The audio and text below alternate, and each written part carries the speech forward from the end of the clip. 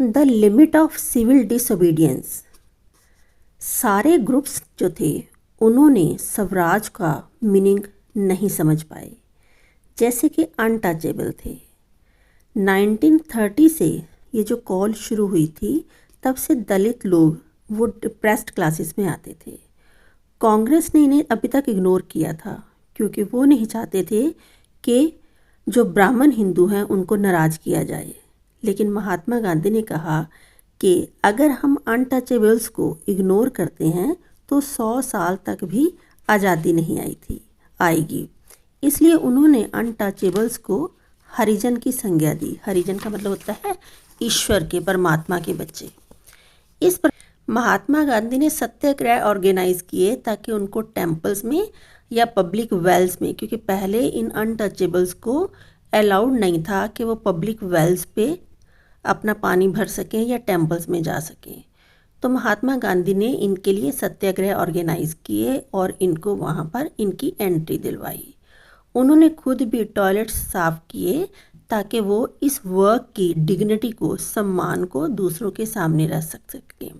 लेकिन बहुत सारे जो दलित लीडर थे वो इस बात पे जोर दे रहे थे कि पॉलिटिकल सॉल्यूशन होना चाहिए इस समस्या का, कि अगर उनके अपने अलग इलेक्शंस होंगे और वो पॉलिटिकल स्ट्रॉन्ग होंगे तभी उनकी ये जो अनटचेबिलिटी है वो ख़त्म हो पाएगी।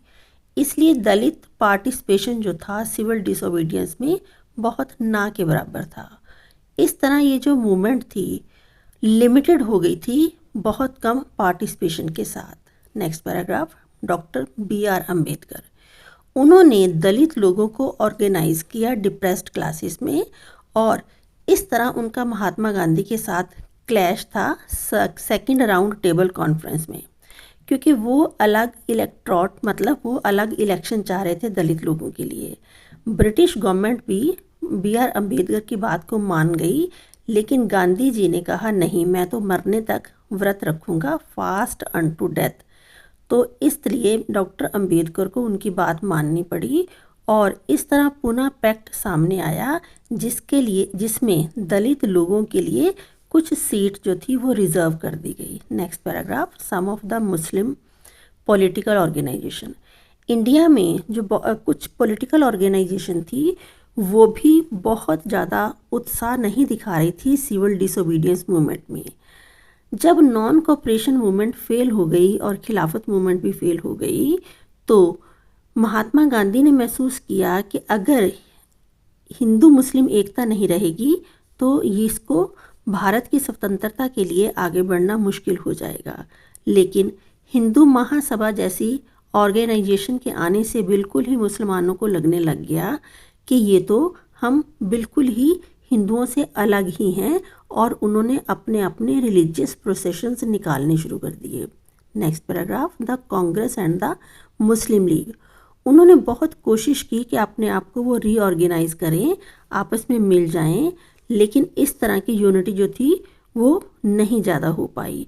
इम्पॉर्टेंट जो डिफरेंसेस थे उनको कवर करने की कोशिश की गई और रिप्रेजेंटेशन के ऊपर बातचीत हुई कि आने वाले इलेक्शंस में किसको कितनी सीट्स मिलेगी या किसके लिए कितनी सीट्स रिजर्व की जाएगी।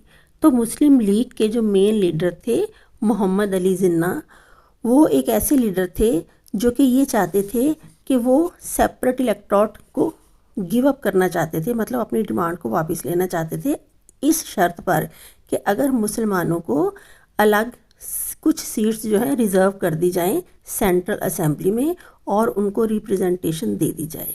Next paragraph, when the civil disobedience movement, जब ये स्टार्ट हुई थी वहाँ पर ऐसा एटमॉस्फेयर था सस्पिशन का यानी शक का और डिस्ट्रस्ट मीन्स विश्वास नहीं था कम्युनिटीज़ को, हिंदू मुस्लिम कम्युनिटीज़ को आपस में एक साथ होने का। इस तरह ये जो यूनाइटेड स्ट्रगल था वो ज़्यादा कामयाब नहीं हो पाया। दे फियर्ड, उनको ये डर था कि कल्चर और आइडेंटिटी जो है माइनॉरिटी की, मतलब मुसलमानों की जो आइडेंटिटी है वो ख़त्म हो जाएगी क्योंकि हिंदुओं का डोमिनेशन रहेगा, क्योंकि वो ज़्यादा है मेजॉरिटी में है।